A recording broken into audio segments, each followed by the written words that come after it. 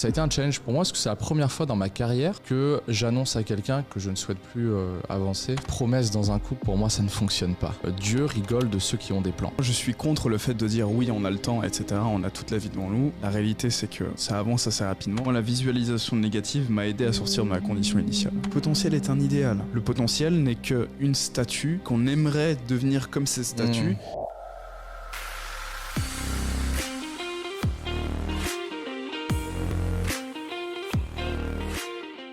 Yes, les amis, on se retrouve pour un nouvel épisode. Cette fois-ci, je suis avec Joao, mon bras droit. C'est un format plus intimiste, plus familial. Le deuxième qui va apparaître sur la chaîne. On est à la maison, tranquillou. On boit un petit apéro, on va fumer un petit cigare et surtout, on va parler de choses dont on n'a jamais parlé. Et oui. Ça va ? Ça va et toi ? Super. Écoute, on a préparé ça un petit peu à l'arrache. Un petit peu à l'arrache. Ouais. Mais c'est top parce que c'est le deuxième podcast qu'on tourne dans notre setup. Ouais, setup fait maison. C'est clair. Donc, ouais. Donc aujourd'hui, on s'était dit qu'on allait parler et partager un petit peu notre expérience sur l'année 2022, ce qu'on a fait, les voyages, les erreurs, les succès, ce qu'on en a appris, et qu'on allait aller vraiment en profondeur chercher un petit peu les choses qui fâchent et faire un petit tour d'horizon de tout ça. Donc voilà, c'est parti. Allons-y. Écoute, par quoi ? Je pense que déjà, alors, il y a une chose, c'est que on n'a pas passé beaucoup de l'année 2022 ensemble. En réalité, moi, je suis arrivé à Poitiers en fin août. Ouais. Donc un peu plus d'une demi-année. Donc en réalité, on n'a pas passé beaucoup de temps ensemble en 2022. C'était davantage 2023. Et c'est vrai qu'en 2022, en fait, on n'a pas voyagé globalement. Enfin, moi, personnellement, je suis allé au Portugal. J'ai fait 2-3 allers-retours, mais t'es resté globalement à Poitiers de août jusqu'à la fin d'année. Mais quel voyage est-ce que tu as fait en 2022, toi, de ton côté ? 2022, qu'est-ce que j'ai fait ? Alors, j'ai fait Dubaï début d'année. Ensuite, de janvier à, je crois, mars, avril, un truc comme ça. Ensuite, j'étais entre Paris et ma ville natale. L'été, je suis parti à Majorque. J'ai fait une petite semaine de vacances là-bas. C'était très sympa. Et puis en réalité 2022 ça a été une année charnière dans la mesure où j'ai vraiment restructuré beaucoup de choses dans mon business. Je me suis séparé de certaines personnes, j'ai lancé de nouveaux programmes, donc j'étais vraiment très focus sur le boulot. Comment ? Comme ça. Ouais, on est bien là. J'étais très focus sur le boulot et encore plus loin ? Non, là, hein ? Comme ça. Ok.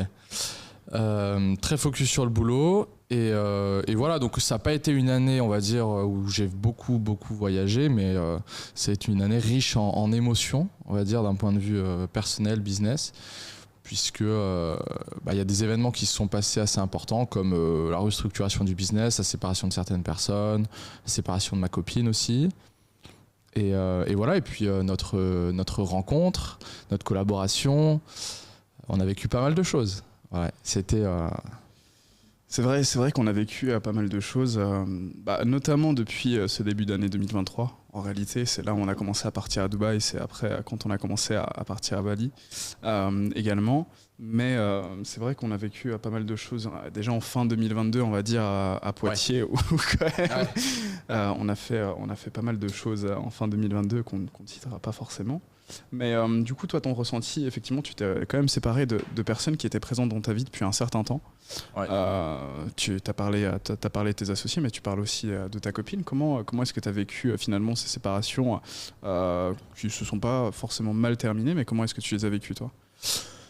Alors, en fait, on va commencer dans deux ordres. La première séparation, on va dire l'événement majeur qui s'est passé dans mon année 2022, ça a été la séparation de mon ancien bras droit avec qui j'ai commencé dans le business il y a 5 ans et qui m'a suivi jusqu'à maintenant. Alors, ça a été, en réalité, c'est un événement qui s'est concrétisé, je crois, en novembre, quelque chose comme ça, novembre 2022. Mais ça faisait bien longtemps en fait qu'il y avait un désalignement entre lui et moi et que la collaboration n'était plus saine et n'était plus, on va dire, ce qu'elle était avant. Et donc je savais depuis longtemps qu'il fallait faire quelque chose, mais j'avais repoussé l'échéance par, je pense, manque de courage de lui dire et d'assumer le fait qu'aujourd'hui ça n'allait plus. Et donc voilà, ça a été un challenge pour moi parce que c'est la première fois dans ma carrière que j'annonce à quelqu'un que je ne souhaite plus avancer, enfin que je souhaite couper. Donc ça a été, parce que c'était aussi quelqu'un que je considérais beaucoup, de par la confiance qu'il m'a accordée et toutes les choses qu'il a fait pour moi ces dernières années. Et ensuite, ça a été, on va dire, un autre événement majeur, ça a été la séparation avec ma copine, avec qui j'étais depuis maintenant 6 ans, et qui a été une personne que j'estime, que j'ai beaucoup estimé et que je continue encore à estimer, qui m'a beaucoup apporté. Mais c'est quelque chose qui m'a été bénéfique sur le court moyen terme. On n'en est pas encore au long terme, mais ça a été très bénéfique dans la mesure où j'ai pu vraiment me recentrer sur moi. Tu sais, c'est important parfois, je pense. Il y a des moments où tu as besoin, tu sais. Moi, il y avait vraiment un désalignement entre ce que je voulais et ce que je faisais. Tu vois, je sentais. Et pourquoi il y avait ce désalignement entre ce que je voulais et ce que je faisais? C'est parce que j'avais de la charge mentale. Et cette charge mentale, je savais qu'il fallait que je réorganise un petit peu ma vie, et ma situation de couple, par exemple, en faisait partie, dans la mesure où je ne la sentais plus comme motrice pour moi, et donc il a fallu que j'y mette un terme, et ça m'a permis de me recentrer vraiment sur moi et de prendre de bonnes décisions, je pense, qui commencent à porter ses fruits d'ailleurs. Pour les gens qui nous regardent, t'as été pendant combien de temps avec ta copine justement? 6 mois. 6 mois. Oula. 6 ans. On s'est mis ensemble quand j'étais au lycée. Ok. Et comment est-ce qu'on prend une telle décision? Parce que forcément, lorsqu'on partage sa vie avec quelqu'un pendant autant de temps, et moi je sais de quoi je parle, vu que ça fait presque 7 ans maintenant que je suis avec la femme qui partage ma vie. Comment on fait pour passer outre finalement ces 6 ans, se dire ça c'est une page qui s'est tournée, c'est quelque chose qui est terminé à partir de maintenant. Comment on fait pour tout simplement avancer à partir de là et tout simplement réapprendre évidemment la vie de célibataire, etc. Chose que forcément quand on est en couple pendant un certain temps, on ne vit plus.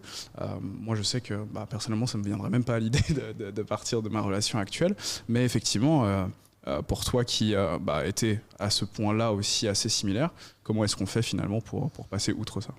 En fait, je pense qu'on ne se pose pas la question comment on fait quand on en ressent l'envie ou le besoin.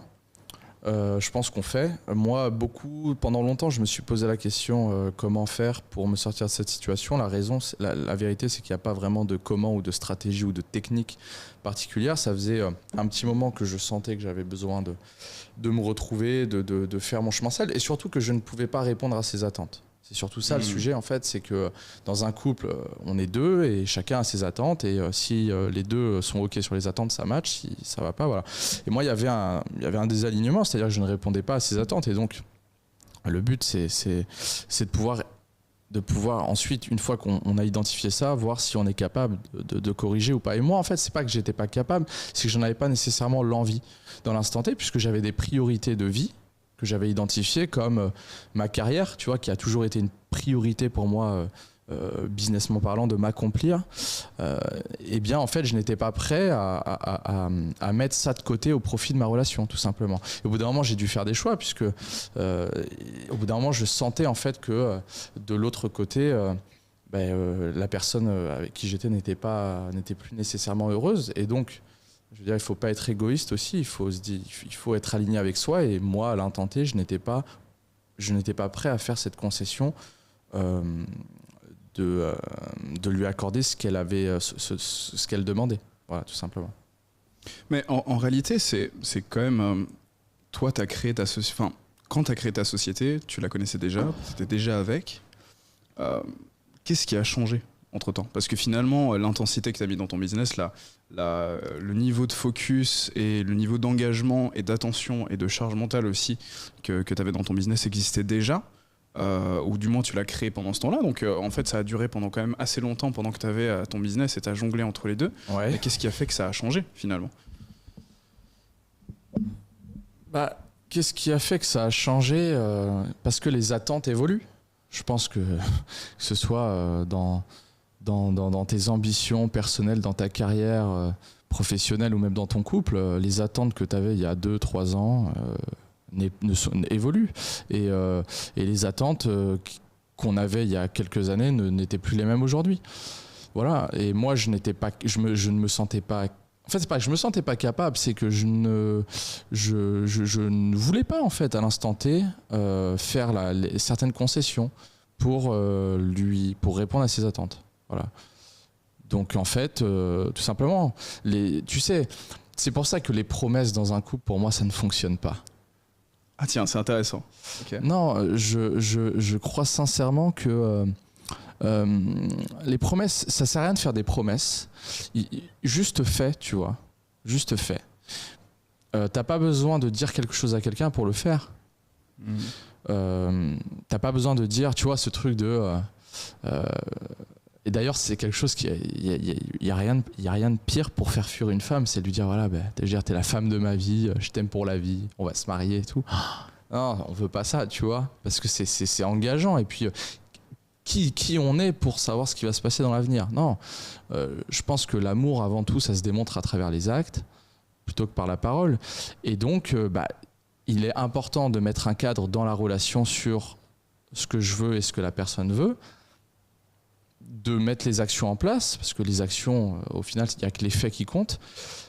Mais si au bout d'un moment, quand tu reviens sur certains sujets et que tu remets sur la table les attentes des deux parties et que tu ne te sens pas dans la capacité ou que tu n'as pas la volonté d'y répondre, eh bien, il faut être aussi capable de le dire et de l'assumer, plutôt que de dire oui, je vais voir, je vais faire un effort et au final, il ne se passe rien, tu vois. Et moi, pendant longtemps, je sentais que je ne voulais plus y répondre, mais je n'osais pas dire non, je disais ouais, je vais faire des efforts, hein. Mais au final je savais bien au fond de moi que j'avais pas envie de les faire. Et donc au bout d'un moment j'ai juste pris mon courage à deux mains et acté, tu vois, et tranché. Je pense que ça vient aussi du fait que parfois les attentes peuvent être claires, enfin ne peuvent ne pas être claires justement, ou bien il y a un alignement en termes d'attentes qui sont pas égaux finalement. Moi je sais que lorsque je suis parti de Suisse, moi j'ai eu cette conversation, si tu veux, parce qu'on n'allait pas se voir pendant très longtemps et on allait avoir un lifestyle qui allait être très séparé. Donc on passe quand même d'une phase où on habite ensemble depuis presque 2 ans, on a un appartement, etc. On a une vie conjointe. Ouais. Et après, moi, je me barre littéralement de ce lieu-là pour partir à l'étranger, etc. Et puis tout simplement suivre ce lifestyle-là qui est assez différent, qui est assez particulier, qui est assez instable aussi sur la partie, un jour je peux être à Bali, l'autre jour je peux être à Dubaï, etc. Donc il y a quand même une sorte d'instabilité dans le lifestyle qui est assez difficile à comprendre aussi à ce niveau-là. Mais par contre, les attentes étaient assez claires. Ça veut dire qu'on a eu quand même une conversation assez honnête. Et je pense que ça, c'est la base de n'importe quel couple. On dit souvent, c'est la communication. On dirait que c'est cliché, mais la réalité est là. C'est qu'en réalité, c'est dans ces conversations, dans ces moments difficiles et dans ces conversations qu'on n'a pas nécessairement envie d'avoir à la base, mais qui sont nécessaires d'être faites. Moi, j'ai laissé une porte de sortie. Alors, j'en discutais encore avec Kevin hier avant qu'il parte le soir. Oh, il m'a posé des questions là-dessus, mais c'est en fait d'avoir une conversation claire sur quelles sont mes attentes, quelles sont ses attentes, comment est-ce qu'on peut répondre simultanément à ça, et au final, si on ne peut pas répondre à une attente, d'agir comme des adultes et de se dire, c'est possible de se séparer. C'est possible de partir dans des directions différentes parce que finalement, moi, dans la direction dans laquelle je pars, je ne suis pas capable de répondre à tes attentes. Toi, dans ta situation, tes attentes ne sont pas répondues et finalement, il y a une position de frustration, il y a une position d'énervement, il y a une position d'inquiétude, de déception aussi, tu vois. Mais finalement, il faut être OK avec ça. Et moi, j'ai dit clairement, voilà, je vais partir, je vais suivre mon rêve, je vais suivre le sens que je veux donner à ma vie. Ça peut durer plus ou moins longtemps. Ça peut durer 6 mois comme ça peut durer 5 ans. Et dans ce cadre-là, je suis OK du fait que tu souhaites pas rester avec moi. Et c'est OK. Je peux pas te forcer à accepter ce lifestyle-là, je peux pas être dans une position à te garder à tout prix, non. C'est à toi de prendre cette décision-là et de rester parce que tu as envie de rester. Et pas parce que tu dis que c'est quelque chose qui est nécessaire d'être fait, qu'il faut avaler la pilule et il faut assumer le truc. Non, c'est difficile, ça va être difficile, on va passer par une période compliquée et il faut que tu sois OK avec ça.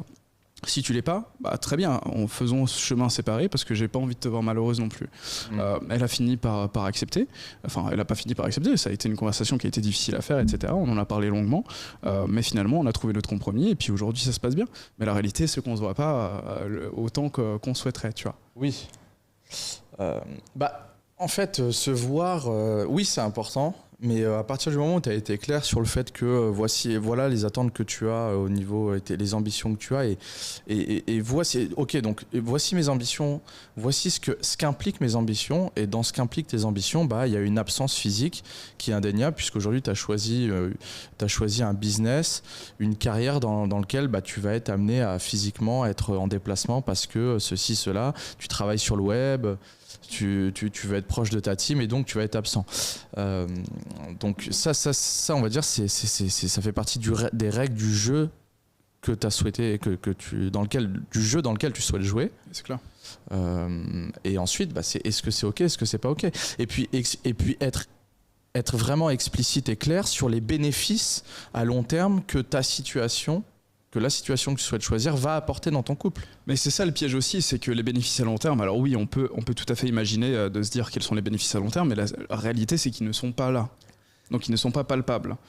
Et les bénéfices à long terme, en fait, nous, et on le sait toi et moi, c'est que plus on avance, plus les plans changent. Ouais.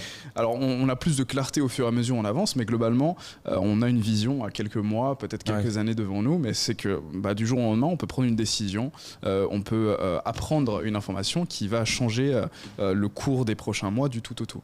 Et c'est que la réalité, c'est que parfois on a tendance à se projeter, à se dire ah oui, dans 1 an, dans 2 ans, dans 3 ans, ça sera comme ça, et finalement, plus on avance, plus on se rend compte que notre vision d'il y a 3 mois en arrière est probablement différente de ce qu'on aura. Tu sais, il y a un truc, moi, que je remarque, c'est que... Alors déjà, j'aimerais rebondir sur ce que tu dis avec une citation, je sais plus de qui elle vient, mais c'est Dieu rigole de ceux qui ont des plans. Et c'est très drôle parce qu'en fait, ça veut dire quoi ? Ça veut dire qu'aujourd'hui, un des skills, une des compétences qui est super importante à avoir et à développer, c'est la flexibilité et l'adaptabilité. Parce que, comme tu l'as dit, les plans ne fonctionnent pas. Le monde évolue de plus en plus vite. Et aujourd'hui, les gens qui tirent leur épingle du jeu dans ce monde, ce sont les personnes qui s'adaptent, qui savent surfer sur les vagues et qui savent en tirer le maximum de profit et d'intérêt pour eux, pour leur business, etc. Et très souvent, on a besoin... Très souvent, ça fait plaisir. Ça fait plaisir. On a besoin de se dire, bon, dans 1 an, ça va être comme ça, dans 2 ans, ça va être comme ça, en 3 ans, ça va se passer comme ça. Parce que ça nous rassure. On a besoin d'être rassuré. Mais juste acceptons de ne pas être rassuré. Acceptons de vivre, alors d'avoir des directions. Voilà, dans 5-10 ans, j'aimerais être potentiellement dans cette situation. J'aimerais avoir une femme, des enfants, une maison, être libre financièrement, ne plus avoir à compter l'argent que je dépense. Bon, tu vois, c'est une direction. Mais il y a X et Y chemins pour arriver à cette direction-là. Et voilà, il faut être OK à l'idée que voici ta direction à 10 ans, mais qu'aujourd'hui, le véhicule que tu empruntes pour aller dans cette direction va probablement changer dans 1, 2, 3 ans. Il faut être OK et embrasser ça. C'est tout, tu vois. Je pense qu'il faut arrêter de vouloir se rassurer coûte que coûte sur où je vais être dans 1, 2 ans, parce que la réalité, c'est qu'on n'en sait rien. On a un avantage considérable, c'est qu'on a la jeunesse de notre côté. Alors moi, je suis contre le fait de dire oui, on a le temps, etc. On a toute la vie devant nous. La réalité, c'est que ça avance assez rapidement et tu vois, on a passé une semaine avec Kevin. Attends. On a passé une semaine avec Kevin, tu vois, il a pratiquement 10 ans de plus que nous, tu vois. Et la réalité, c'est que le temps passe extrêmement vite. Mais néanmoins, on a cette capacité à être jeune, on a cette capacité à finalement, si on... Je sais pas si c'est une capacité d'être jeune. Non, on va dire que c'est pas un choix, mais dans le sens où c'est un avantage considérable qu'on a de notre côté, tu vois. Moi, je me dis toujours que à 40 ans, même si j'étais milliardaire, même si j'avais tout ce que je voudrais, je donnerais tout ce que j'avais pour revenir à mes 20 ans, tu vois. Oui. Et que probablement, si tu demandes à quelqu'un qui a tout dans sa vie, sauf la jeunesse, qu'il échangerait tout ce qu'il aurait pour la jeunesse. Donc en réalité, c'est un avantage considérable qu'on a de notre côté. Et si on ne prend pas de risque maintenant et qu'on va à l'offensive, et la réalité, c'est que je pense que de 20, 25, 30 ans, tu vois, c'est l'âge où il faut partir à l'offensive, tu vois. Il faut partir à la guerre, il faut faire all-in, un peu comme au poker, parce que finalement, ces années-là, tu vas pas les retrouver. Et c'est à cet âge-là où finalement les gens sont assez cléments avec toi, tu vois. Enfin, dans le sens, quand tu vois quelqu'un de 35 ans qui n'a pas beaucoup de pris de risques dans sa jeunesse, qui arrive à 35 ans, qui n'a pas une carrière professionnelle ou bien n'a pas de compétences réelles, tu vois, à 35 ans, finalement, on va avoir tendance à être moins clément avec lui. Alors qu'un type qui a 25 ans, qui ne branle rien de sa vie, tu vois, qui a zéro skill, qui a rien pour lui, on va avoir tendance à être clément, on va lui dire oui, il est jeune, alors il a tout son avantage. Mais sauf que nous, si on va à l'offensive, qu'on gagne en compétences, qu'on devient techniquement des hommes de valeur, tu vois. La réalité, c'est que lorsque tu fais un petit peu d'argent, lorsque tu as une flexibilité mentale, flexibilité géographique, flexibilité émotionnelle énorme, en fait, ça te donne un avantage considérable à l'âge de tes 30 ans, tu vois. Et je pense que c'est vraiment l'âge aujourd'hui où on doit prendre massivement des risques pour gagner cet avantage plus tard, parce que après, à 30 ans, à 40 ans, à 50 ans, à 60 ans, finalement, de quoi est-ce qu'on se souviendra ? On se souviendra voilà, de nos expériences, de nos souvenirs, etc. Exactement. Ah ouais, c'est vrai. Exactement. C'est vrai, moi je suis partisan de ce que tu dis dans le sens où de tes 20 à 30 ans, tu vois, moi j'ai découpé ma vie en plusieurs parties.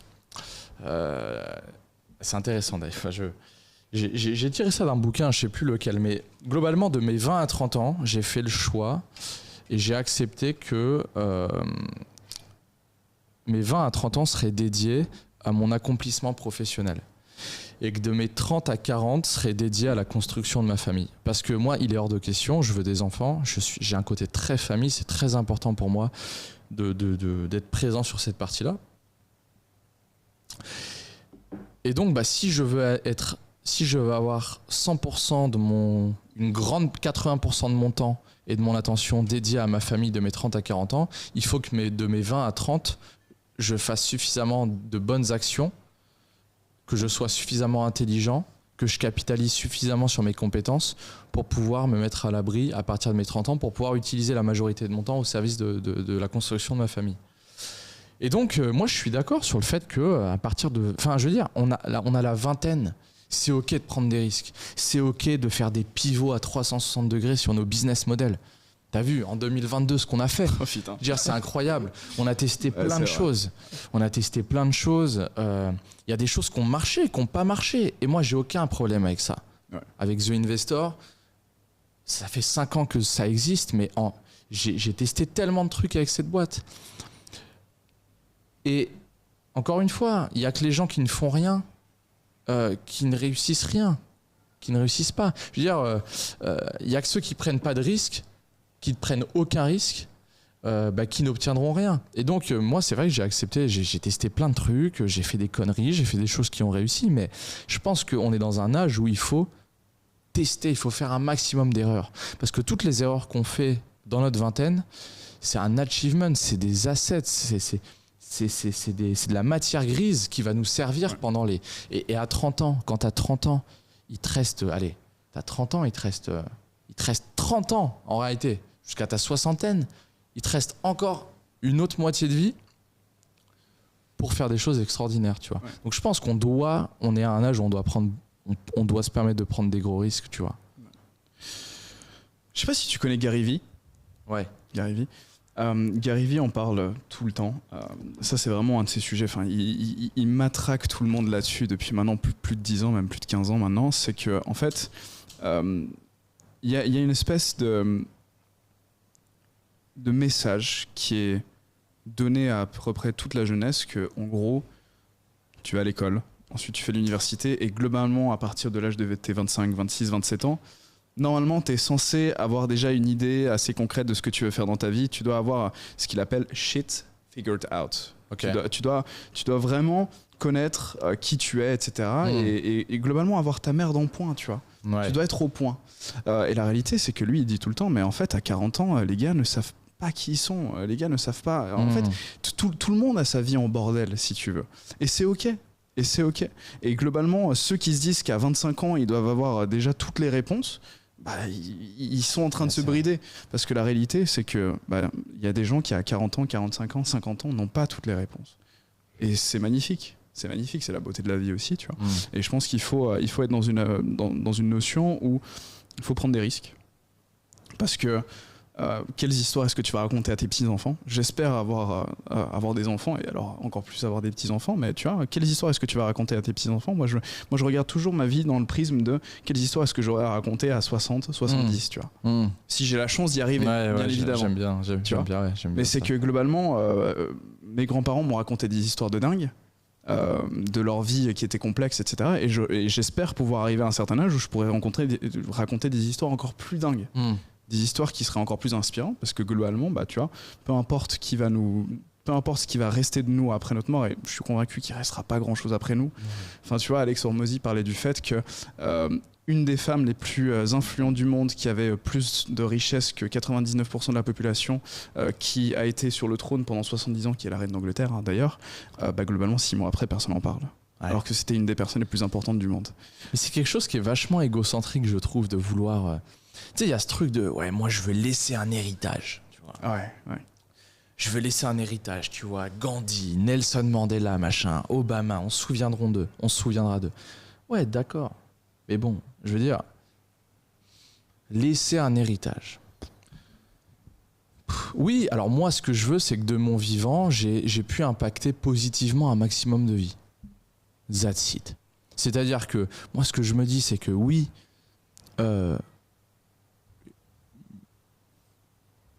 j'ai hérité, j'en sais rien, ou j'ai travaillé certaines compétences qui me permettent aujourd'hui de pouvoir aider, donner des outils, des techniques, des stratégies à un certain nombre de personnes qui, si ces personnes les appliquent, leur permettent d'avoir un changement dans leur quotidien. Ouais. Je sais que de par ce que je peux dire, des fois, ça peut inspirer des gens positivement. Mais voilà, tu vois, moi, je veux qu'on se souvienne de moi. Non, mais tu vois, c'est en mettant les choses, l'église au milieu du village, où tu te rends compte que même des gens comme, oui, des Mandela, des Gandhi, des Martin Luther King, j'en sais rien, il y en a plein d'autres. En fait, oui, ces gens-là, oui, ils ont marqué l'histoire. Ils sont dans des livres d'histoire. Ils ont fait quelque chose d'impactant dans le monde. Oui, et alors, what else, tu vois? Au final, tu vois, aujourd'hui, est-ce que dans la journée, tu as pensé à un de ces mecs-là? C'est vrai. Tu vois? C'est vrai. Je pense que c'est quelque chose qui est vachement égocentrique. Non, je pense que dans la vie, si tu arrives à trouver ce en quoi tu es bon, et que tu arrives à utiliser, on va dire ce que j'appelle le don ultime, le sweet spot, on va dire ce que la vie t'a donné, ce don exceptionnel, cette chose que... La réalité, c'est qu'on a tous quelque chose en nous d'exceptionnel qu'on fait mieux que les autres. Et si on arrive à identifier ça et à mettre cette chose-là au service de notre vie, puis au service des autres, on a tout gagné, parce qu'on a tous quelque chose qu'on fait naturellement mieux que les autres. Il suffit de l'identifier et ensuite d'en faire quelque chose de positif. Mais c'est tout. De se dire, ouais, je veux marquer l'histoire, je veux machin. Moi, je veux pas marquer l'histoire. Je veux avoir une vie épanouie, je veux rendre heureux mes proches et... de donner un maximum, de transmettre un maximum d'expérience aux gens qui m'entourent pour qu'ils puissent évoluer positivement, tu vois. Mais d'un autre côté, il faut aussi gagner sa vie. Et le fait de gagner sa vie, effectivement, c'est quand même... déjà de 1, c'est important. Parce que on a beau dire, oui, l'argent ne fait pas tout, etc. Bah, la réalité, c'est que... pour vivre dans une société occidentale aujourd'hui, même pas qu'occidentale d'ailleurs, on est obligé d'avoir de l'argent. On est obligé de... Enfin, ne serait-ce qu'à ta mort, tu vois. Combien coûte un cercueil, combien coûte un enterrement, si tu veux. Mais c'est une tuerie. Donc tu t'es obligé aujourd'hui d'avoir des ressources financières, ne serait-ce que pour te nourrir, ne serait-ce que pour avoir un appartement, ne serait-ce... Donc en fait, t'es obligé de gagner ta vie à un moment donné pour vivre dans notre société. Donc, à partir de ce moment-là, certaines personnes vont se dire, bon bah, comment est-ce que je peux gagner ma vie ? Et oui, bien évidemment, chacun a son don ultime, et je suis d'accord avec ça. Maintenant, pas tous les dons ultimes sont assez rémunérateurs pour vivre une vie, en tout cas modeste, en tout cas... voilà, on va prendre l'exemple de la musique, si tu veux, parce que beaucoup de gens ont comme don la musique, qui chantent très bien, qui font très bien des instruments. Alors attends. Attention. Parce que, comme don ultime, la musique. Mais en fait... Reviens avant. C'est quoi des excellents musiciens, des excellents chanteurs? C'est avant tout des personnes qui sont excellents dans leur capacité à transmettre des émotions. Tu vois? Et le don ultime, c'est ça, c'est qu'il faut arriver à identifier la racine. Moi, je sais que ça, je l'ai travaillé avec l'un de mes premiers mentors qui s'appelle Eric Béhanzin, où je me suis rendu compte que mon don ultime, c'était la communication. Et à travers la communication, je me suis rendu compte que j'avais une bonne capacité d'influence. Et pourquoi une bonne capacité d'influence ? Parce que j'avais une forte capacité d'écoute. Et qu'est-ce que engendrait ma forte capacité d'écoute ? J'arrive, on va dire, assez rapidement à identifier les prisons mentales chez les gens, ce qui me permet de pouvoir, en gros, résoudre des problématiques assez rapidement, en réalité, quand j'écoute les gens. Donc, en fait, le don ultime, attention, oui, il faut ensuite comprendre comment tu peux le monétiser. Mais quand tu prends, on va dire, voilà, si je reviens, on va dire, à la racine de ce que moi, j'ai identifié comme mon don ultime, aujourd'hui, on va dire, ça peut évoluer, mais j'ai quand même... J'ai fait ce travail sur moi pour identifier, on va dire, certaines de mes forces. Et comment tu peux monétiser la communication ? À travers, par exemple, ce qu'on est en train de faire. C'est-à-dire faire une vidéo, partager tes retours d'expérience, parce que tu sais que l'exercice qu'on est en train de faire aujourd'hui va probablement aider, à travers certains mots, certaines phrases, certaines rhétoriques, aider certains auditeurs. Donc ça, c'est un moyen, ce qu'on est en train de faire, c'est un exercice qu'on met au service des gens, tu vois, et que je mets au service des gens à travers mon skills initial qui est la communication. Un musicien, il sait faire passer les émotions. Ok, c'est vrai. Donc, ok. Alors, dans ce que tu dis, ce qui est intéressant, c'est comment inclure la notion financière, comment en faire un skills rémunérateur. Il y a plein de moyens possibles pour ça. Mais un mec qui sait bien jouer de la musique et qui est impactant quand il chante ou quand il joue de la musique, c'est pas son don ultime, c'est pas bien jouer de la guitare, non, c'est que il a probablement une forte capacité à transmettre une émotion. Et je suis sûr, on peut aller encore plus en profondeur à travers ça, tu vois. Tu vois ce que je veux dire ? Maintenant, une chose est certaine, c'est que, et on revient à la notion de risque initial, c'est que finalement, voilà, imaginons, et d'ailleurs moi c'était mon cas pendant très longtemps, à mon humble âge, c'était pas si longtemps que ça.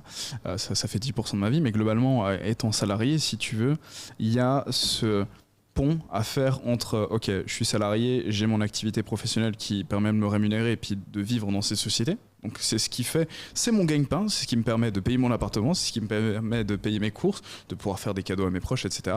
Mais de l'autre côté, j'ai cette envie d'une vie différente, j'ai envie de développer mon business, j'ai envie de développer cette société. Il faut faire ce pont, il faut faire ce gap. Et ça, c'est un risque en soi, parce que peut-être que ça marche pas aussi bien que ce qu'on voudrait dès le départ, et donc il faut partir dans quelques mois, quelques peut-être même années, tu vois, où ça ne marche pas financièrement, et il faut être prêt également à l'assumer. Et je pense qu'il y a beaucoup de gens dont leur rêve finalement coûte cher, tu vois, s'arrêter de travailler pendant 1 an, 2 ans, 3 ans, sans avoir de revenus pour développer ton skill, ta compétence donnée, tu vois, ta compétence ultime, pour pouvoir développer un revenu, parfois ça va prendre du temps et ça va... Oui, mais là, tu as un propos qui est extrêmement radical. C'est-à-dire que si on parle à cette cible qui sont des personnes qui ont un emploi et qui souhaitent se reconvertir professionnellement pour pouvoir travailler de chez eux, avoir une liberté géographique, avoir une scalabilité au niveau de leurs revenus, etc. Et moi, la dernière chose que je recommande à ces gens-là, c'est de quitter leur job et de se mettre all-in là-dessus. Non, je pense que tu peux très bien continuer ton travail ou peut-être te mettre à mi-temps. Alors oui, tu vas te restreindre financièrement à court terme, mais le temps que va te laisser ton travail à mi-temps, tu vas pouvoir le consacrer justement à capitaliser et à apprendre cette nouvelle compétence qui te servira potentiellement sur le long terme. Mais de l'autre côté, si tu veux, moi je prêche ça également, mais c'est pas pour autant ce que j'ai fait.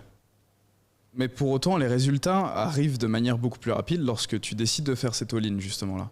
Et bien évidemment que tu peux faire les choses à mi-temps. Et moi, pendant très longtemps, je pense de février jusqu'à juin, tu vois, jusqu'au 30 juin, globalement, je faisais 2 tafs. J'avais mon taf la journée jusqu'à 16h30. Combien tu gagnais, regarde. La réalité, c'est que, regarde, j'habitais en Suisse, donc j'ai gagné 4000 francs suisses. Alors, ça paraît beaucoup par rapport au standard français. J'étais contrôleur d'impôts, si tu veux. Contrôleur d'impôts, vous entendez ça ? Contrôleur d'impôts. Donc, pour expliquer un petit peu aux gens, globalement, quand vous envoyez votre déclaration fiscale, c'était moi qui étais derrière pour les réceptionner, pour contrôler que ce que vous aviez marqué était plus ou moins juste, etc., et que c'était cohérent, et qu'il n'y avait pas une couille derrière, quoi. Ouais. Mais La réalité, c'est que voilà, je faisais mon taf globalement de 7h30 jusqu'à 16h30 et après je rentrais à la maison et je faisais du closing. J'étais là, je bombardais les appels, parfois jusqu'à même 21h, 22h, ou parfois je mangeais pas, etc. Donc en gros, c'était un lifestyle qui n'était pas tenable. J'arrivais pas à faire du sport parce que c'était très difficile de le caler dans mon emploi du temps. Ma vie avec ma copine était très difficile parce que je pouvais pas lui donner, je pouvais globalement lui donner aucun temps parce que dès le moment où j'étais à la maison, j'avais 5, 6, 7 appels de vente. Donc pour rendre compte, 6 appels, 7 appels de vente, c'est globalement une demi-heure, 45 minutes chacun, sans compter ce qui va avec, de fait d'écouter ces appels, etc. Ouais. Donc en fait, il y a aussi une logique où il faut se former, il y a aussi une logique où il faut s'améliorer au quotidien. Et donc, cumuler 2 jobs, c'est difficile. C'est quelque chose qui est difficile. Et je pense qu'il y a beaucoup de rêves qui meurent à cette étape-là. Ah oui, bah, d'accord. Il y a énormément de rêves qui meurent à cette étape-là, où globalement, en fait, tu cumules 2 jobs. Le deuxième job, il est complexe, il est incertain, il est instable, mais par contre, c'est un rêve. Et tu as le premier job qui, lui, est stable, il est là. Enfin, globalement, je savais que quand je rentrais quand j'allais au travail le matin et que je revenais le soir, bah, j'avais gagné mon argent, si tu veux. Oui. Et dans 30 jours, je recevais mon salaire. D'accord. Chose qui n'était pas... Mais Joao, je vais te dire un truc. Moi, dans ce que tu dis, c'est que je suis d'accord, c'est difficile, mais à ton avis... Gagner, c'est être libre financièrement, c'est-à-dire dépenser sans compter. Je te parle pas de gagner des millions, je te parle de dépenser sans compter. Je te parle de voyager et d'habiter dans n'importe où dans le monde. Je te parle de pouvoir te réveiller à l'heure que tu veux et d'organiser tes journées comme tu le veux. Ça a un prix, ce truc-là. Ça a un prix. Ça a un prix. Et donc, je veux dire, si tu veux obtenir cette situation, mais c'est obligatoire que ça va te coûter émotionnellement sur le court terme. Et si t'es pas OK avec ça, tu vois, moi, quand je me suis lancé et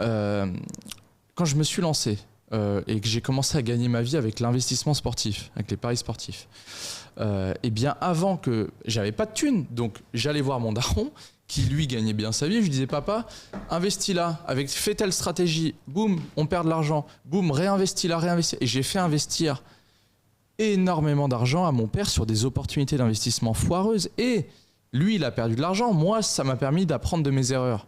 Et ensuite, ça m'a permis de créer ma première boîte, qui a été le Money Bet Club. Et cette boîte, je l'ai créée parce que ça a été le fruit de toutes mes erreurs passées. Mais tu crois que ça m'a pas fait chier, moi, de faire investir mon père sur des opportunités foireuses, de rentrer à la maison le soir, d'entendre mon père me dire « Alessandro, alors, on en est où là sur le Forex, sur le pari sportif ?» Bah papa, on a perdu 10K là. On a perdu 5K. On a perdu 10K. Putain, ça fait combien de fois j'ai entendu mon père quand j'entrais le soir m'engueuler en me disant putain mais ça fait 2, 3, 4 fois que je te fais confiance, ça marche pas. Alors maintenant ça suffit. Je vais arrêter de t'écouter et parce que mon père est entrepreneur, je vais faire ce qui me semble bon. Ouais, je suis désolé papa. Et une semaine après, papa, tu vois, je suis arrivé, je revenais vers lui, j'étais hypé, il y avait une nouvelle opportunité et tout. Je disais papa, c'est incroyable et tout. Non mais Alessandro, arrête, ça fait 3-4 fois, c'est foireux. T'as 20 ans, forme-toi, va à l'école de commerce, arrête de me faire chier, tu vois ce que je veux dire ? Ouais mais papa, tu comprends ? Et mon père avait tellement confiance en moi. Et je lui dois tellement pour ça, j'ai tellement de respect pour lui que du coup il m'a toujours fait confiance et malgré tout ce que je lui ai fait perdre, il continuait à remettre. Et après ça m'a permis de créer ma première boîte et j'ai réussi parce que en fait ça a été mon cobaye, tu vois, entre guillemets. Et aujourd'hui mon père c'est je l'aide financièrement et tu vois, ça c'est un achievement pour moi, c'est une satisfaction. Donc oui, mais c'est OK, tu vois, toi, à ton niveau, tu as vécu tes challenges, moi, j'ai vécu les miens, mais regarde, je veux dire, si c'était aussi facile d'obtenir cette situation, d'être libre géographiquement, temporellement, financièrement, tout le monde le ferait. Donc, la réalité, c'est qu'à court terme, ça coûte. Il faut être OK, tu vois. Tu ne deviens pas Raphaël Nadal en t'entraînant une fois par semaine. Voilà, tu vois. Mais c'est vrai. Tu vois, moi, des fois, je me regarde dans le miroir le matin, vraiment, hein, tu vois, je me dis... Putain, je sens que j'ai vieilli, tu vois. Alors tout est relatif parce que c'est une perception. Toi, tu peux dire. Mais moi, quand je me vois, je me dis putain, j'ai des cernes, j'ai des machins. Mais ensuite, je me dis ouais, mais pourquoi ? Ouais, mais mec, ça fait 5 ans. Tu travailles quand même malade, tu te couches tard, tu fais la fête quand tu veux. T'as les yeux devant les écrans à 8h du mat. Voilà, tu vois. Et du coup, mon état d'être est le reflet de mes actions passées. Ouais. Tu vois. Voilà. Après, moi, j'ai toujours tendance à dire que on travaille pas si dur que ça. Et je vais te dire pourquoi et je vais te dire ma théorie là-dessus. Moi, je vois par exemple mes parents qui ont travaillé dans la restauration pendant très longtemps. C'est un métier qui est usant. La réalité, c'est ça. C'est que Ah oui, mes parents sont de la restauration comme toi. Ouais, tu vois, c'est qu'il y a des métiers qui sont usants. Alors nous, en fait, on a la chance de... Oui, bien évidemment qu'on passe énormément de temps devant les écrans, qu'on se casse le cerveau à longueur de journée, qu'il y a des problématiques que probablement personne ne voudrait avoir, mais c'est ok. On a accepté. Tu vois, je pars du principe que lorsqu'on veut quelque chose, il y a toujours un prix. Une contrepartie. Il y a toujours une contrepartie, exactement. Il y a toujours un prix à cette chose-là. Tu veux un iPhone, bon bah voilà, c'est 1200 balles. Tu veux une vie exceptionnelle, bon bah voilà, c'est des nuits blanches, c'est de passer des coups de fil qui sont pas agréables, c'est de gérer des situations qui sont emmerdantes. C'est ok. Mais par contre, on n'a pas un métier qui est difficile sur le corps. On a un métier sur le corps. Alors sur oui, voilà. Physiquement. Exactement. Ouais. On a un métier qui est difficile sur le cerveau, etc. Et je pense que tout entrepreneur se casse le crâne tous les jours à se dire, bon bah voilà, comment est-ce que je vais pouvoir renflouer la trésorerie? Comment est-ce que je vais pouvoir aller chercher ce prochain contrat qui va pouvoir être game changer pour ma boîte? Comment est-ce que je vais pouvoir créer ce nouveau produit qui va faire en sorte que le marché va le kiffer? Comment est-ce que je vais pouvoir me réinventer, etc. Parce que effectivement, on est dans un milieu qui est aussi assez instable. On est dans un milieu où finalement les choses changent très rapidement. Et toi qui étais dans l'infoproduit il y a déjà 4-5 ans, bah finalement les choses ont déjà changé pas mal, tu vois. Ouais, c'est vrai. Les choses ont énormément changé, les tendances ont changé, la demande des clients a changé également.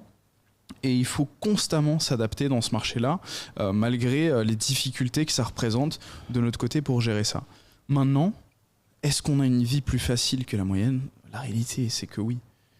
C'est qu'on ne doit pas se lever à une heure similaire tous les jours parce qu'il n'y a personne qui me casse les couilles.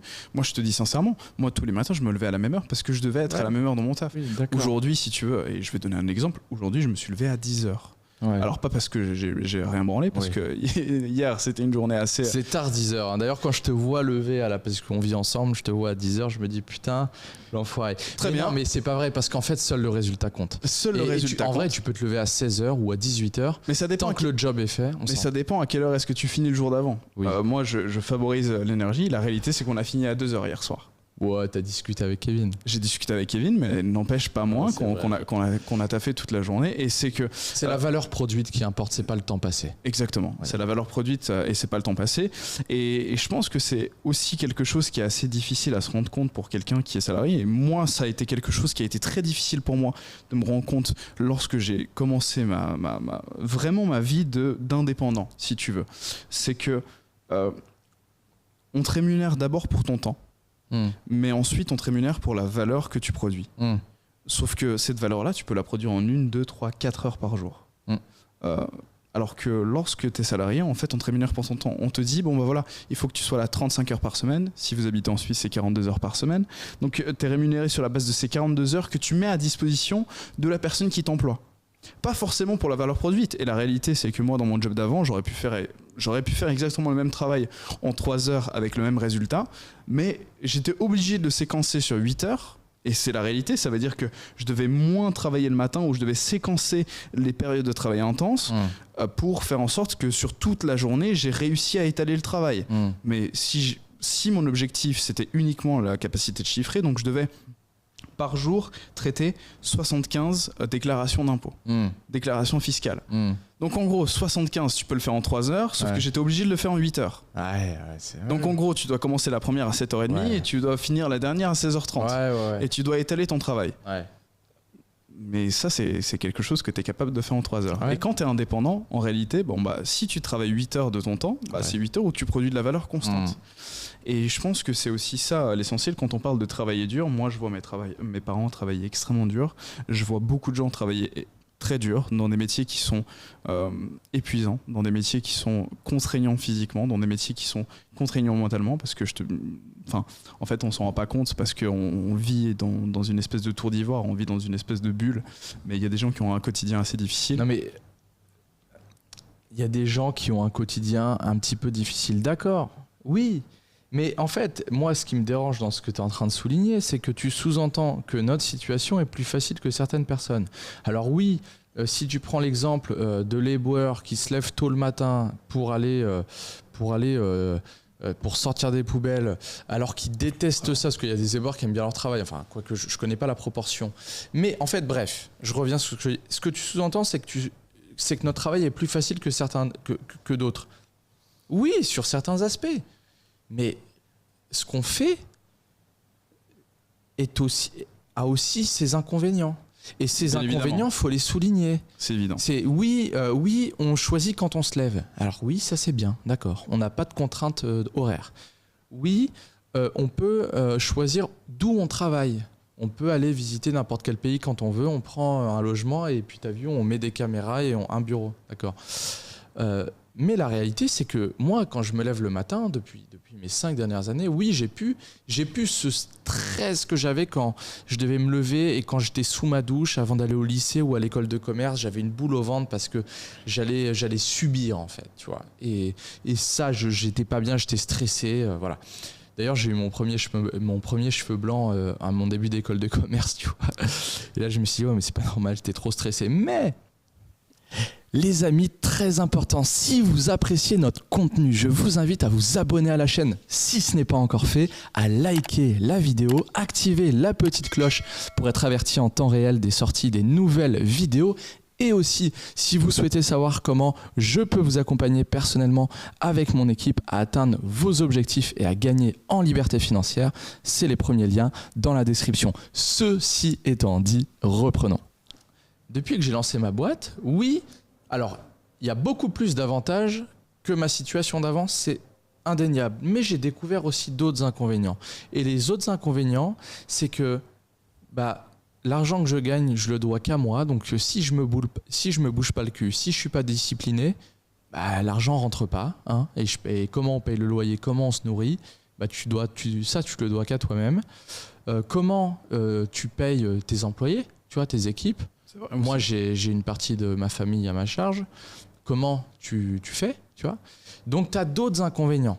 Et ce truc de dire, je te jette pas la pierre, mais c'est ce que tu sous-entendais, c'est de dire que notre situation est quand même beaucoup plus avantageuse que les autres. Il y a d'autres avantages, je te l'accorde, mais il y a aussi beaucoup d'inconvénients. Et ces inconvénients, il y a peu de personnes qui sont OK à les embrasser. C'est clair parce que c'est complexe. C'est complexe dans le sens où en fait tu dois mettre au quotidien des actions en place qui vont apporter du résultat.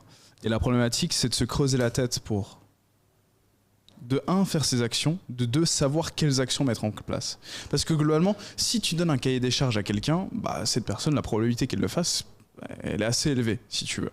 Mais dans l'entrepreneuriat, il n'y a pas de cahier des charges. Il n'y a personne qui te dit voici quel est le blueprint, voici quel est le chemin, voici quelles sont les actions que tu peux mettre en place pour arriver à ce résultat-là. Non, c'est je veux ce résultat-là. Quelles actions est-ce que je peux mettre en place pour arriver à ce résultat-là? Et est-ce que j'ai la certitude que ces actions que je vais mettre en place vont arriver à ce résultat? Pas du tout en fait. Je vais mettre ces actions en place parce que je pense et je fais une hypothèse comme quoi ça va m'apporter ce résultat-là, mais j'en ai aucune certitude. Mais par contre, je dois avoir la certitude que ça va m'apporter du résultat parce que probablement que ça va m'apporter ce résultat-là.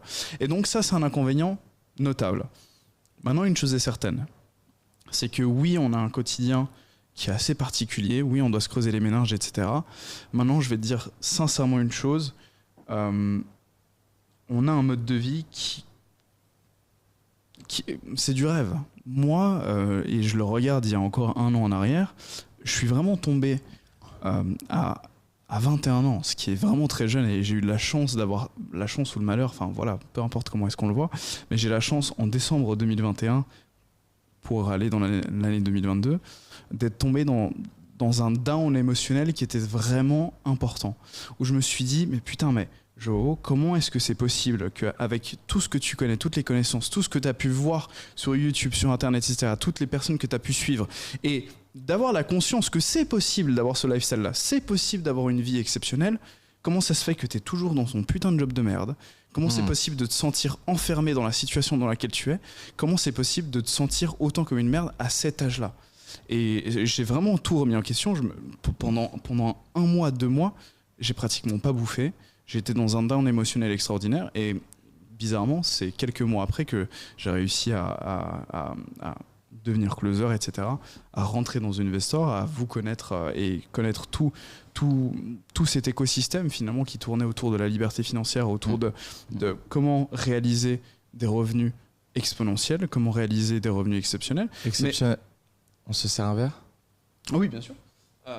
Mais finalement, on va couper ce moment. Moi, je me suis dit finalement à l'âge de 21 ans, mais putain, mais comment est-ce que tu peux à 21 ans te sentir emprisonné? Et je me suis dit, mais putain, mais t'as toute la vie devant toi, t'as la capacité de faire tout ce que tu veux, mais c'est dans l'action. C'est dans l'action qu'il faut opérer. C'est dans l'action que les choses se passent. Et globalement, moi, j'étais dans ce mood où finalement, je me sentais piégé, je me sentais comme une merde et ça m'a obligé à prendre des actions en place. Mais par contre, pour rêver de ce lifestyle-là, il faut croire que c'est possible. Et d'où l'importance de se former, d'où l'importance de parler avec des gens qui l'ont déjà réalisé, d'où l'importance de voir, d'y croire. Mais pour y croire, pour le voir, il faut le vouloir. Et malheureusement, et moi je te le dis sincèrement, moi dans mon quotidien, il y a 1 an de ça, c'était même pas il y a si longtemps que ça en réalité. 1 an, ça passe comme ça. Mais il y a 1 an de ça, je ne connaissais personne, je ne voyais personne, et il n'y avait personne qui avait le quotidien dont je rêvais.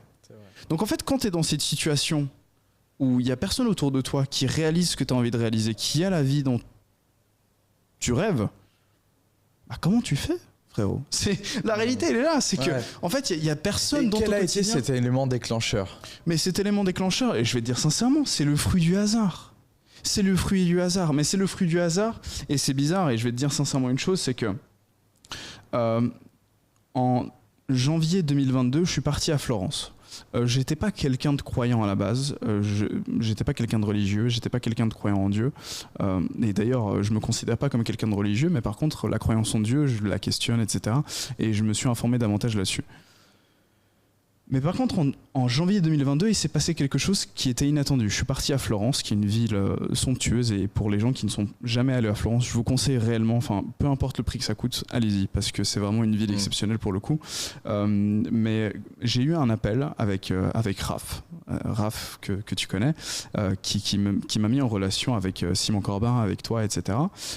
Cet appel était imprévu, ce message était imprévu. J'ai répondu à une story sur Instagram. Enfin, les amis, globalement, si je suis ici à Dubaï aujourd'hui en train de tourner ce podcast, c'est parce que j'ai répondu à une story Instagram. C'est aussi bête que ça, mais c'est une putain de story Instagram qui fait que je suis là aujourd'hui 1 an après. Mais c'est que 1 an après, parce que pendant ce temps, j'ai bouffé de la merde pendant 1 an. Mais par contre, une story Instagram peut être le déclencheur de quelque chose de plus grand. J'étais à Florence, j'ai fait cet appel avec Raph et après les choses se sont découpillées, etc. Je lui ai plu, il m'a donné cette opportunité. J'ai commencé à closer, j'ai commencé à connaître cet écosystème, à connaître davantage de gens qui pour le coup avaient les résultats que je souhaitais avoir. Et c'était la première fois de ma vie, sachant que j'ai commencé à regarder du contenu sur l'entrepreneuriat, sur la liberté financière à partir de mes 16 ans. Et ce n'est qu'à l'âge de mes 21 ans, ça veut dire 5 ans après, que les choses se sont dégoupillées pour moi. Après, une espèce je vais pas dire dépression parce que c'est un mot qui est surutilisé, etc. Et je vais pas considérer que j'étais en dépression parce que c'est quand même un grand mot. Mais par contre, après 5 ans, j'ai eu un down émotionnel qui était tellement fort qui m'a obligé d'agir. Mais par contre, quand j'étais à Florence, je sais pas ce que cette ville a fait, je sais pas ce que l'inspiration religieuse de cet endroit a fait, mais les choses se sont dégoupillées dans mon sens. Ce que je veux dire par là, c'est que j'ai toujours eu la croyance que ma vie était destinée à quelque chose de plus grand, que je pouvais faire quelque chose de plus, mais qu'il fallait mettre en place les actions. Mais je ne savais pas quelles actions mettre en place. Et je n'avais pas les personnes autour de moi pour me montrer quelles actions fonctionnaient, quelles actions ne fonctionnaient pas, quelle attitude avoir, quelle attitude ne pas avoir. Et c'est qu'à partir de ce moment-là où j'ai rencontré les bonnes personnes que j'ai pu me dire, ok, bah, ces actions-là vont avoir une plus grande probabilité de réussite. Au contraire, ces actions-là ont une moins grande probabilité de réussite. Et si je reste dans mon quotidien, bah, je sais quel type de résultat je vais obtenir. Et si j'adopte ces habitudes-là, voici le quotidien que je vais obtenir. Et moi, je suis croyant d'une chose.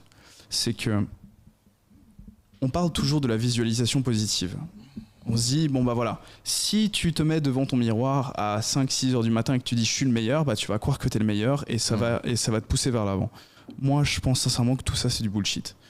il faut visualiser la merde dans laquelle tu peux être dans 1, 2, 3, 4 ans si tu suis la voie que tu suis maintenant. Et la visualisation négative est bien plus motrice que la visualisation positive. Je m'explique. Aujourd'hui, si tu continues les actions que tu mets en place, quel résultat est-ce que tu vas avoir ? Probablement que tu peux avoir une idée assez concrète de ce que c'est. Bah, tu vois, c'est drôle ce que tu dis parce que moi, j'ai pas vraiment visualisé la merde dans laquelle j'allais arriver si je continuais d'agir comme j'agissais. Moi, j'ai eu la chance que ce soit mon père ou ma mère, depuis l'âge de 8 ans, étant donné que mon père est niçois. Mon père est niçois. Mon père était adopté à Nice, mais ma grand-mère était à Nice. Et donc, du coup, depuis l'âge de 8 ans, je passe tous mes étés à Nice. Nice, Cannes, Saint-Tropez. Ma mère et mon père se sont rencontrés à Monaco, dans un hôtel, dans un palace. Et donc, ma mère, c'est une amoureuse de Monaco. Et du coup, depuis mes 8 ans, je vais là-bas quasiment tous les étés. Mmh.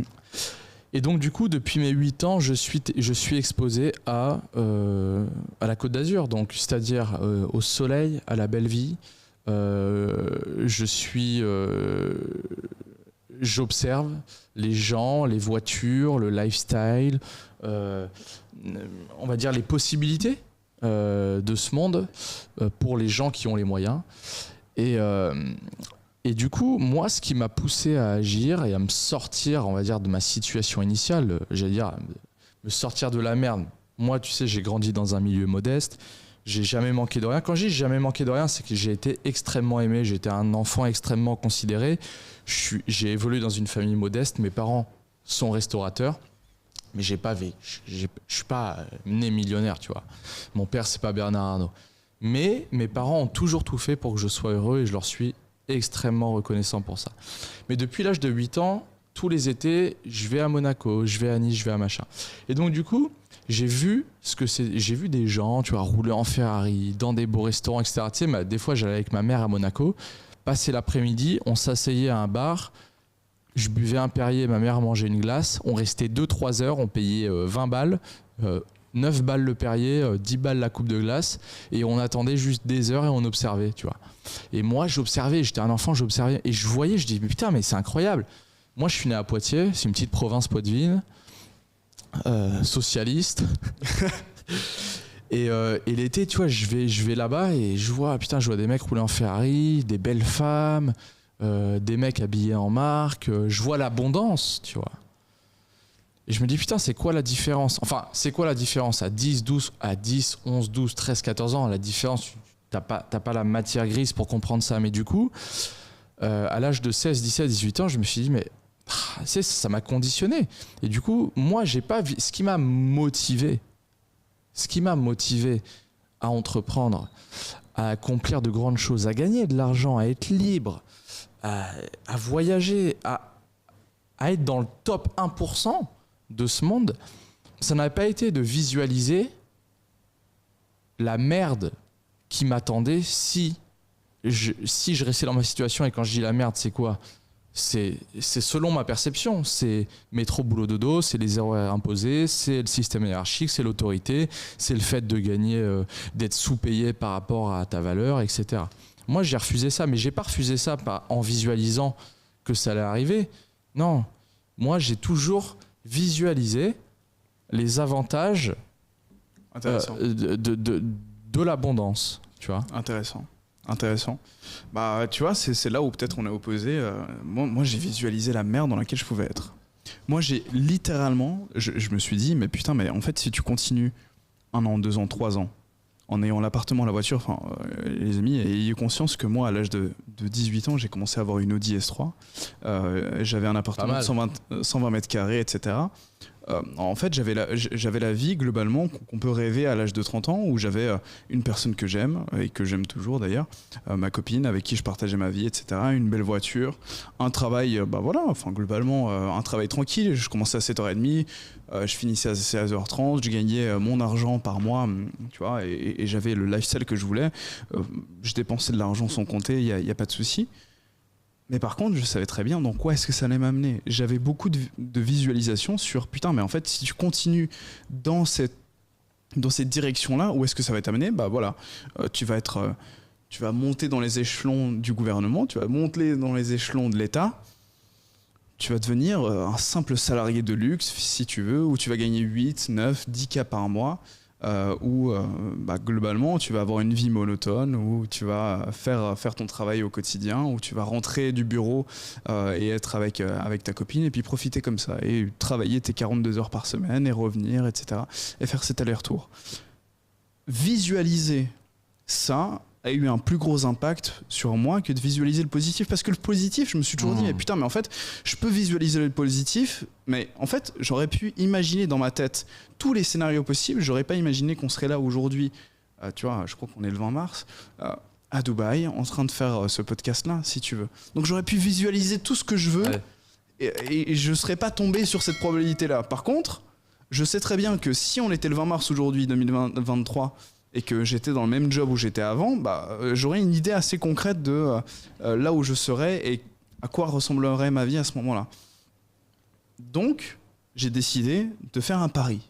J'ai décidé de faire un pari, de miser sur quelque chose qui était totalement incertain, de mettre au courant mes proches, de mettre au courant les personnes qui importent pour moi, de me dire, écoute, je vais suivre cette voie-là. Ça va être difficile, on ne sait pas ce que ça va donner. Je fais un pari. J'en ai rien à branler. Je fais un pari. Ouais. Mais peu importe le résultat que ça donne, je serai toujours à un meilleur endroit que si j'étais resté à là où j'étais. Ouais. Malgré le fait que financièrement, c'est différent. L'instabilité est différente. Émotionnellement, c'est différent. J'avais beaucoup plus de stabilité dans ma vie que ce que j'avais avant. Mais par contre, on vit des souvenirs de dingue. Et s'il y a bien quelque chose que je retiens de ces expériences-là, c'est que j'ai des choses à raconter. Avant, j'avais rien à raconter. Ouais. Enfin, en fait, tout le monde s'en bat les couilles d'une histoire d'un salarié qui gagne relativement bien sa vie, qui est dans une boîte bien établie, qui est au gouvernement bien établi, qui a fait sa petite famille. Tout le monde s'en bat les couilles. La réalité est là, c'est que tout le monde s'en bat les couilles. Par contre, quand tu as quelque chose qui sort du lot, qui sort de la moyenne, là, tu as quelque chose à raconter. Là, il y a une espèce d'intérêt. Et tu regrettes moins. Et moi, je vis ma vie en fonction, et je l'ai dit avant, de quelles histoires est-ce que j'ai à raconter à 60 ou 70 ans et quel est mon taux de regret. Sincèrement, moi, je suis un grand apologiste de la visualisation négative. Ça veut dire, si tu continues dans la voie dans laquelle tu es aujourd'hui, quel résultat est-ce que tu vas obtenir ? Et est-ce que ce résultat-là, est-ce que tu es OK avec ça ? Je pense qu'il faut aussi se rendre compte d'une chose, c'est qu'il y a beaucoup de gens, si tu veux, et moi j'en ai rencontré, et sincèrement, je me dis, mais en fait, j'aurais aimé avoir cette mentalité-là, je l'ai pas, donc c'est OK. Il y a des gens qui sont OK à vivre un taf de salarié, à vivre une vie tranquille, duquel ils n'ont pas nécessairement beaucoup de souvenirs à raconter, etc. Mais par contre, si tu veux, ils peuvent profiter de leur week-end, ils peuvent profiter de leur après-midi, etc. Et ils sont OK avec ça et ils kiffent leur vie comme ça. Moi, j'aurais aimé avoir cette volonté-là. Mais moi, en fait, à chaque fois que je rentrais du travail, je me disais, mais comment est-ce que je peux faire en sorte que ma vie soit exceptionnelle ? Comment est-ce que je peux faire en sorte que ma vie soit exceptionnelle ? Comment est-ce que je peux faire en sorte d'avoir des histoires à raconter ? Et moi, c'était mon inquiétude principale. Et finalement, ça ajoute un lot de stress, d'inquiétude, et presque d'émotions négatives parfois, où tu te dis mais il faut que je fasse cette action supplémentaire, il faut que je fasse ce truc en plus qui va faire que ma vie soit exceptionnelle. Mais il y a des gens qui vivent leur vie très tranquillement, si tu veux, et qui prennent du plaisir dans le fait de fonder leur famille, qui prennent du plaisir dans le fait d'avoir une vie tranquille, de pouvoir profiter de leur week-end, de pouvoir partir au ski le week-end, de pouvoir faire leurs choses, etc. Moi, personnellement, c'était pas ce qui m'intéressait. Et donc, ça m'a forcé à sortir de ma condition initiale. Mais je pense que la visualisation négative est bien plus motrice que la visualisation positive. Moi, je te dirais le contraire, mais si ça fonctionne pour toi, tant mieux. Moi, je te dis sincèrement, la visualisation positive, c'est quelque chose qui va changer au fur et à mesure du temps, et c'est incertain. Alors que la visualisation négative, techniquement, si tu considères que tu es dans un chemin aujourd'hui et que si tu continues ce chemin, tu sais à peu près le résultat que tu vas obtenir, tu sais a priori où est-ce que tu seras dans un an, 2 ans, 3 ans. Je laisse pas à mon cerveau la possibilité d'envisager le pire parce que... Alors attention, c'est pas une question d'envisager le pire. Mais c'est que si tu veux, si tu continues à faire exactement les mêmes actions que tu fais aujourd'hui, où est-ce que tu seras d'ici 2 ou 3 ans ? En tout cas, j'aurais, si je continue à faire ce que je fais aujourd'hui, j'aurais probablement la quasi quasi les mêmes résultats que ce que j'ai aujourd'hui et ça me va bien. Tu vois? Ça t'irait bien réellement? Ah oui. Enfin, je veux dire, j'aspire à plus, mais si aujourd'hui tu me dis t'es condamné t'es condamné à avoir la même situation que celle que tu as aujourd'hui, ça ne me dérangerait pas. Hmm.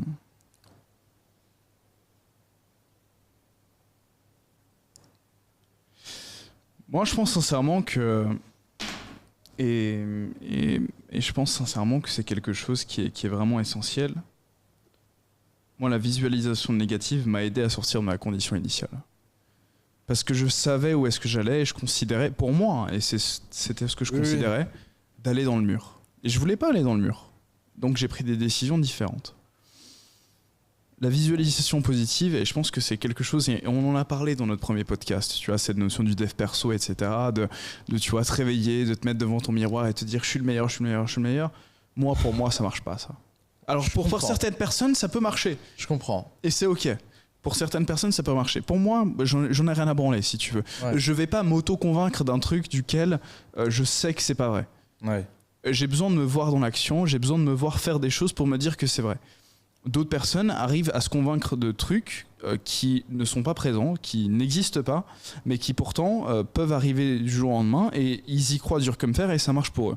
Moi, la visualisation négative m'a beaucoup plus aidé de me dire putain mais t'es tellement dans la merde et tu te considères tellement dans une situation qui est tellement pas agréable pour toi que du coup t'es obligé de prendre des actions pour que ça change parce que et ça c'est quelque chose qui est commun que tu crois à la visualisation positive ou la visualisation négative.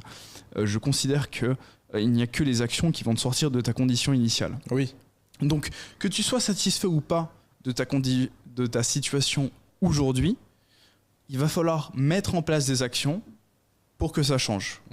Et peu importe ton mindset, peu importe ce à quoi tu réfléchis, peu importe ta qualité de réflexion, ça ne va pas changer si tu ne fais rien. Oui, c'est vrai. Et donc, ça ne part que de l'action. Et moi, je suis parti de ce principe-là, que je vais me concentrer uniquement dans l'action, parce que je sais que si je continue comme ça, ça va m'apporter que du négatif et je ne vais pas être heureux. Et même mes proches vont le sentir. Et aujourd'hui ? Comment tu te sens? Aujourd'hui, comment je me sens? Bah écoute, dans une certaine incertitude, mais c'est ok. Mais c'est ok. Parce que finalement, cette incertitude a un prix qui est pas cher, si tu veux. C'est une incertitude pas chère. C'est une incertitude bas de gamme. Parce que je peux faire ce que je veux. Je peux être où je veux. Je peux avoir le quotidien que je veux. Et ça, à 22 ans, les amis, parce que j'ai 22 ans et j'ai la chance d'avoir cet âge-là, ça n'a pas de prix. Moi, je sais que peu importe ce qui va se passer, que ça se passe bien ou mal, etc., je sais que si je vis jusqu'à 70 ans, si j'ai cette chance-là, je pourrais dire qu'à 22 ans, tu vois, j'étais à Dubaï, j'étais à Bali, je pouvais faire ce que je veux, je pouvais tourner des podcasts. Peu importe ce qui se passe, même si je redeviens salarié d'ici 2, 3, 4, 5 ans, j'en ai rien à branler. Parce que, tu vois, à 22 ans, j'ai eu l'opportunité de vivre ça. Donc en réalité, il faut profiter de chaque moment et il faut prendre les choses comme elles viennent. Et de se dire, écoute, j'ai la chance de vivre ça à l'instant T, il faut en profiter un maximum. Maintenant, est-ce que je suis satisfait de ma situation à l'instant T et est-ce que je suis à l'endroit où j'aimerais être? Bien évidemment que non. Mais si tu poses la question à n'importe quel être humain, je pense que lui non plus n'est pas là où il souhaitait être. Que ça soit The Rock, Elon Musk ou peu importe, ou que ça soit une personne lambda qui vit son quotidien normalement. Je pense que n'importe qui est... à l'endroit où son potentiel pourrait être. Et c'est pour ça que j'ai aussi de la peine avec le dev perso, avec cette notion de, oui, atteindre son plein potentiel. La réalité, c'est que notre potentiel, il évolue. La réalité, c'est que notre potentiel a tendance à toujours pousser la barre un peu plus loin et que le potentiel est un idéal. Le potentiel n'est qu'une statue qu'on voit au loin et qu'on aimerait devenir comme cette statue, mais que, en fait, de notre vivant, on ne pourra jamais devenir cette statue-là, si tu veux. On pourra toujours faire l'action de plus, on pourra toujours avoir la relation de plus, la conversation de plus qui nous approche de cet idéal. Mais que cet idéal n'est qu'une direction, n'est qu'une figure auquel on peut inspirer, mais qu'on ne deviendra probablement jamais. Parce que notre idéal évolue. Et moi j'ai un idéal, moi je veux devenir la personne que j'ai envie de devenir. Ça prendra le temps que ça prend, mais probablement que d'ici 3, 4, 5, 6 ans, cet idéal va changer. Et que je serai probablement la personne que À l'âge de mes 22 ans, j'aurais voulu être cet idéal, mais cet idéal aura évolué.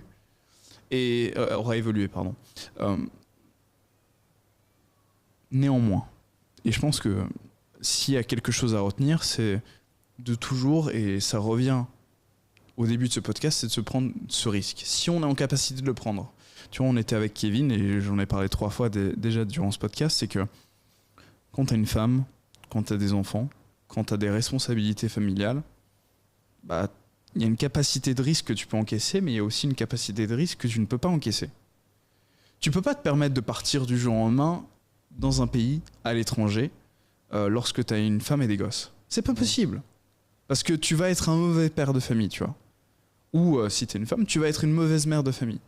Mais par contre, putain, à 25 ans ou à 22 ans, tu as une capacité à prendre des risques qui est extraordinaire. Et donc, il faut le faire maintenant.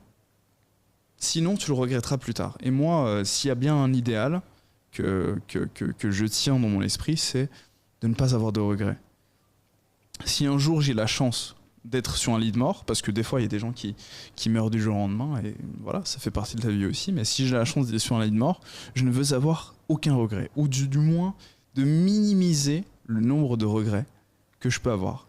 Je veux pas terminer ma vie en me disant putain mais si j'avais su, si j'étais, si j'avais fait. Mais ça c'est un cancer de l'esprit. C'est un cancer de l'esprit. Être dans une notion de si. Avec des si, on peut mettre Paris dans une bouteille. T'imagines, t'es sur ton lit de mort et tu te dis ah putain mais si j'avais fait. Ouais, c'est terrible. Si j'avais suivi ce truc-là. Si j'avais fait cette action-là. Et moi en fait je maximise ma vie, ou du moins je maximise ma jeunesse dans l'optique de je ne veux pas avoir de regrets. Et d'avoir des histoires à raconter.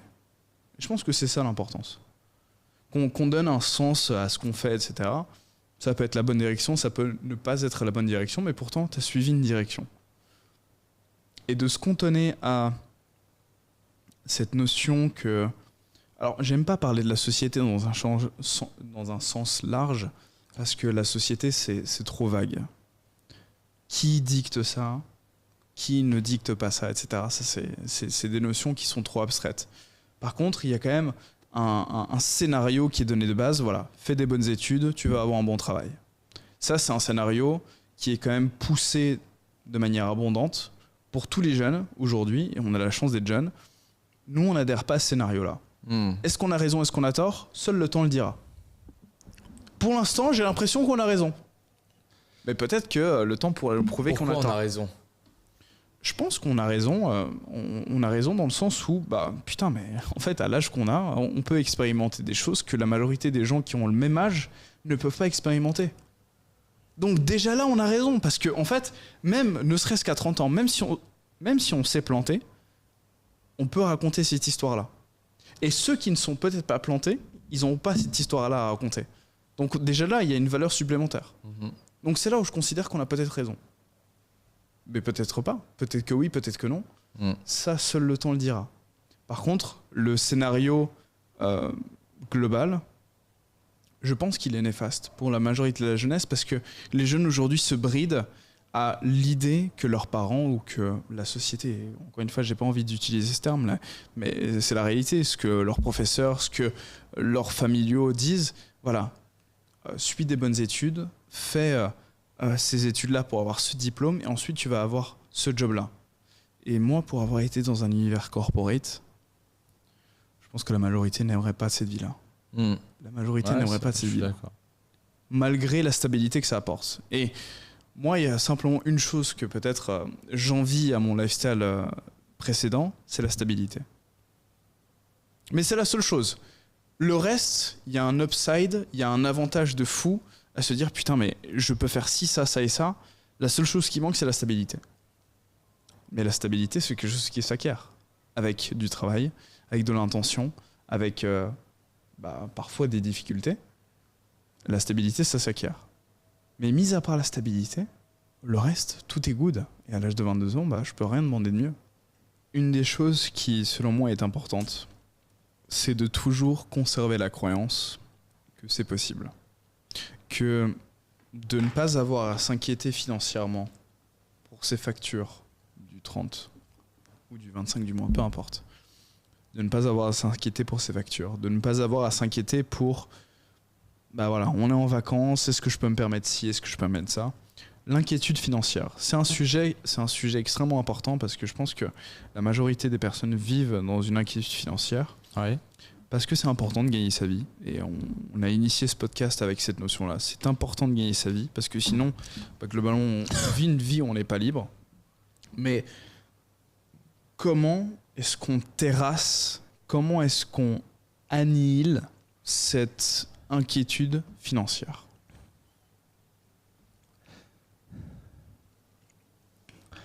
Cette inquiétude, déjà, la question c'est qu'est-ce que tu entends par inquiétude financière? Tu sais, c'est le fait de... Tu vois, voilà. J'ai un certain nombre de factures qui tombent le X du mois. Ouais. Il faut que je les paye. Sinon, voilà, on m'enlève mon appartement, il y a les huissiers qui tapent à la maison, etc. J'ai le prêt de ma baraque. Enfin, voilà. Il y a des choses inhérentes à notre vie aujourd'hui. Que ce soit le logement, que ce soit la nourriture, que ce soit de pouvoir scolariser nos enfants, etc. Enfin, la réalité, c'est que la vie a un coût. Et parfois, certaines personnes vont prendre des décisions pour pallier à ces coûts, pour pouvoir prendre en charge ces coûts-là, qui vont prendre des décisions, ils vont se dire, bon voilà, je vais prendre sur moi, je vais casser un petit peu mon idéologie, je vais casser un petit peu mes rêves, parce qu'il faut que je réponde à ces besoins-là. Comment est-ce qu'on peut avoir, ou comment est-ce qu'on ne peut plus avoir cette inquiétude de pallier à ces coûts-là, en se disant, voilà, de toute façon, j'ai l'argent qui tombe, peu importe quoi, j'ai l'argent qui tombe qui me permet de répondre à ces besoins-là et de vivre la vie que j'ai réellement envie de vivre. Et ça, comment est-ce qu'on fait pour pallier à ces besoins-là? Déjà, pallier à ces besoins en se disant j'ai l'argent qui tombe. J'aimerais bien rencontrer une personne qui me dit j'ai l'argent qui tombe. Alors oui, si j'ai affaire à un rentier dans l'immobilier qui me dit oui, j'ai investi tant d'argent dans l'immo, ce qui me permet d'avoir une telle rente et ces rentes-là me permettent d'être suffisamment serein pour payer mes factures, mon loyer, ma nourriture, mon lifestyle, d'accord. Mais la réalité, si je te prends mon exemple, moi à mon niveau, c'est que il y a pas de... En fait, il faut arrêter de... Il y a quelque chose qui me dérange profondément dans... Et ça fait 2 fois dans le podcast que tu me dis ça et je suis pas à l'aise avec ça. C'est que tu me dis comment. Mais il n'y a pas de comment, c'est pourquoi.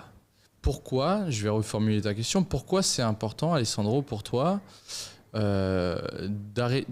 d'arriver à cette situation où tu te dis que j'ai suffisamment d'argent pour payer, pour financer mon style de vie. Donc mon loyer, mes factures, mon style de vie tout simplement. Moi, je ne considère pas aujourd'hui être arrivé à un stade où mon style de vie, mon lifestyle est automatiquement financé avec des investissements. C'est pas vrai. Aujourd'hui, je suis à 80% entrepreneur.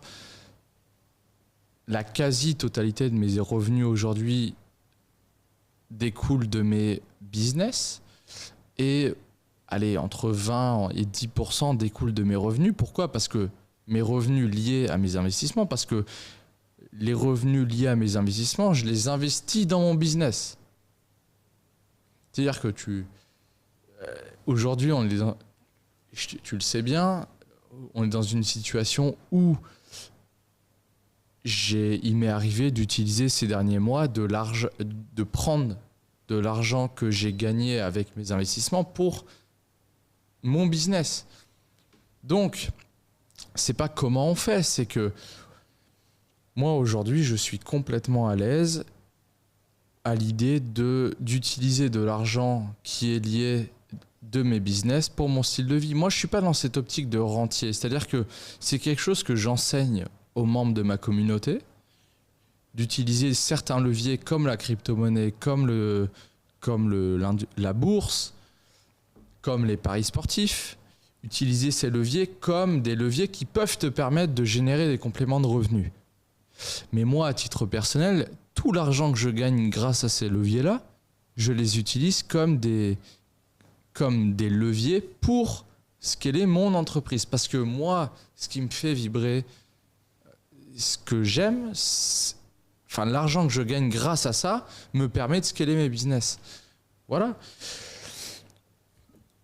Il n'y a pas de comment, c'est que toi aujourd'hui, si tu es dans une situation où tu es salarié, tu cherches à te créer une retraite confortable, eh bien utilise les leviers qu'on utilise comme les cryptos, la bourse, les paris sportifs pour te générer une retraite confortable. Mais si tu es de nature entrepreneur comme moi, où j'aime créer, j'aime me mettre en danger, j'aime bâtir des choses de zéro, eh bien moi aujourd'hui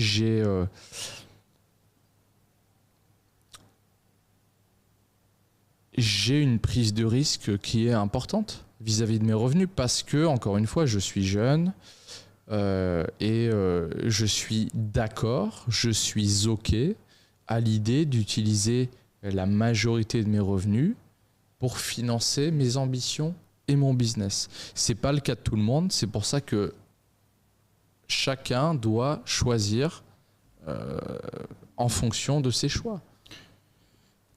Je vais prendre la parole pendant un petit moment et je vais vous dire une chose, les amis. Pas trop longtemps, quand même. Pas trop longtemps. Je vais vous dire une chose, les amis. De un, c'est possible. Moi, je le croyais pas possible parce que je n'avais personne autour de moi qui avait fait ces choses-là. Mais de un, c'est possible. Et de deux, prenez le temps. Passez outre la barrière mentale de se dire « Putain, mais... » Ce gars-là que je vois sur les réseaux sociaux, ce gars-là qui a atteint le lifestyle que j'aimerais atteindre, il n'a pas le temps, il n'a pas nécessairement envie, il ne va pas me prendre au sérieux, etc. Dégagez toutes ces idées-là. Prenez le temps de contacter des gens qui ont le lifestyle, qui ont la vie que vous, potentiellement, vous souhaiteriez avoir. Contactez-les. Contactez-les, envoyez-leur un message, essayez de rentrer en contact. Faites en sorte de vous immerser, même si ça ne se dit pas. Vous immergez. Vous immergez, exactement. Vous immergez dans un environnement qui va vous faire monter, qui est une réelle plus-value. Faites ce travail-là de contacter ces personnes qui ont un lifestyle différent, qui ont ce que vous aimeriez avoir, et contactez-les. Faites ce premier pas, parce que ces personnes-là vont pas venir vers vous, les amis. Enfin, ne croyez pas ça. Ces personnes-là ne vont pas venir vers vous. Vous êtes obligé de faire ce pas initial. Vous êtes obligé de contacter ces personnes-là. Vous êtes obligé de créer cette étincelle. Donc, créez cette étincelle. Contactez ces gens-là. Faites en sorte de discuter, d'apprendre, de vous cultiver autour de personnes qui ont les résultats que vous souhaitez avoir. Et apprenez. Parce que si moi j'ai pu le faire, si moi j'ai pu être dans une situation où j'étais pas à l'aise, où j'étais pas aligné, où j'étais pas dans mon plein potentiel, mais que j'ai pu atteindre ce niveau-là, c'est que la réalité c'est que vous aussi, parce que je ne suis pas différent d'un autre. Qu'est-ce qui a fait selon toi qu'aujourd'hui t'es... Non, mais ce qui a fait, c'est simple, c'est de simplement initier cette étincelle initiale. Qu'est-ce qui fait qu'aujourd'hui on se parle autour de cette table tous les deux ce qui fait Dubaï. Ok. Alors, ce qui fait ça, c'est simple, c'est d'avoir contacté une personne qui était dans cet environnement. J'ai contacté cette première personne. Il me paraissait abordable. C'est vrai, j'ai contacté Raph, je lui ai envoyé un message, j'ai répondu à une story et ça m'a permis d'être là aujourd'hui. Est-ce que je savais que j'allais être là aujourd'hui ? Pas du tout. Est-ce que je savais qu'en contactant ce gars-là, ça allait m'apporter des résultats différents ? Probablement que oui. La réalité, c'est ça, c'est que si vous regardez cette vidéo aujourd'hui, les amis, écrivez, envoyez un message, essayez de nous suivre, essayez de souscrire à des programmes également, parce que c'est ça la réalité, c'est que moi, j'ai dû raquer, j'ai dû prendre la CB. J'ai dû prendre la CB, si tu veux, et accéder à des programmes qui m'ont permis d'accéder à des gens là. Et je pense que c'est ça aussi, c'est de... Moi, j'étais prêt à tout. Parce que je savais que ma situation initiale était tellement merdique, était tellement pas alignée avec ce que je voulais faire, que j'étais prêt à tout. quitte à mettre de l'argent qui, peut-être sur le court terme, et on a tous connu ça, d'investir de l'oseille sur le court terme qui n'a pas apporté les résultats qu'on souhaiterait. Ou du moins, on nous a vendu une image, on nous a vendu une histoire qui, dans notre quotidien, ne s'est pas démontrée comme étant réelle, qui ne s'est pas démontrée comme étant concrète. Mais moi, j'étais prêt à investir cette oseille. Et ça m'a permis d'atteindre un niveau qui, aujourd'hui, si je regarde le Joao 2023, bah, il est bien mieux loti que le Joao 2022. Si on regarde de l'extérieur, peut-être pas. Mais moi, de l'intérieur, comment je le ressens ? Je ressens que c'est mieux. La réalité, c'est qu'il faut faire ce premier contact. Et je pense que moi, je sais que ma peur initiale, lorsque j'ai commencé l'entrepreneuriat, et la réalité, c'est que je regarde des vidéos, soit anglophones, soit francophones, depuis que j'ai l'âge de 16 ans. J'en ai 22 aujourd'hui, donc il y a 6 ans qui se séparent entre les deux.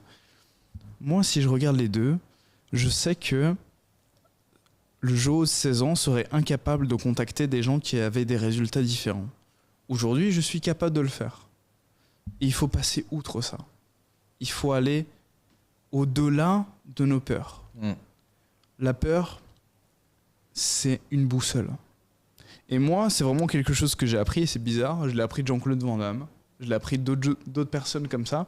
La boussole, c'est la peur. Si on a peur de faire quelque chose, c'est qu'il faut probablement le faire. Et moi, j'avais peur de faire ce premier contact avec des entrepreneurs, j'avais peur de faire ce premier contact avec des gens qui avaient des résultats que je souhaitais avoir, mais j'ai fait ce premier contact. Et ça a été difficile de le faire. Ça m'a pris presque 4 ans pour le faire. Mais une fois que je l'ai fait, les résultats qui ont découlé de cette décision-là ont été incroyables. Et la réalité est là. C'est qu'il faut faire ce premier contact. Il ne faut pas avoir peur. La peur n'est qu'une boussole. Il faut utiliser cette boussole pour se dire c'est la direction dans laquelle je vais. Parce que si ça fait peur à premier abord, et ce n'est que à premier abord, c'est que probablement il faut suivre cette voie-là. Je suis OK avec ça. Frérot, incroyable. On aura fait un podcast. C'était une magnifique discussion. C'est vrai.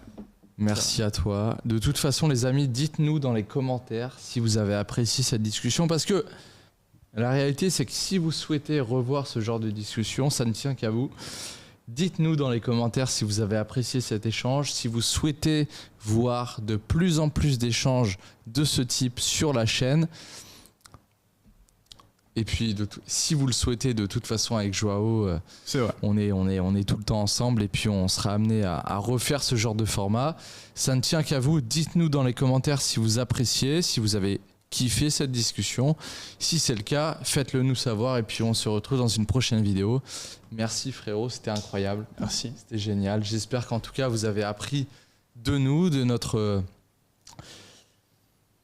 parcours, hein, parce qu'en tout cas, c'est un format où on se livre, on est à la maison avec notre matériel. C'est vrai. On a pris l'apéro. Et en vrai, on se livre.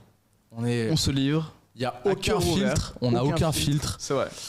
On joue pas de rôle, bien qu'on n'en joue jamais, mais là, tu vois, c'est la première fois concrètement que on se dévoile à ce point sur la chaîne. Donc voilà, j'espère que vous avez apprécié les amis. On se retrouve dans une prochaine vidéo. Si vous avez apprécié les amis, on soutient, on like, on commente. N'hésitez pas en commentaire à nous donner votre avis sur ce qui a été dit, à rebondir sur certains propos. J'y répondrai personnellement, c'est très important. C'est moi qui réponds aux commentaires sur la chaîne. Et puis on se dit à très bientôt pour une prochaine vidéo les amis. Ciao.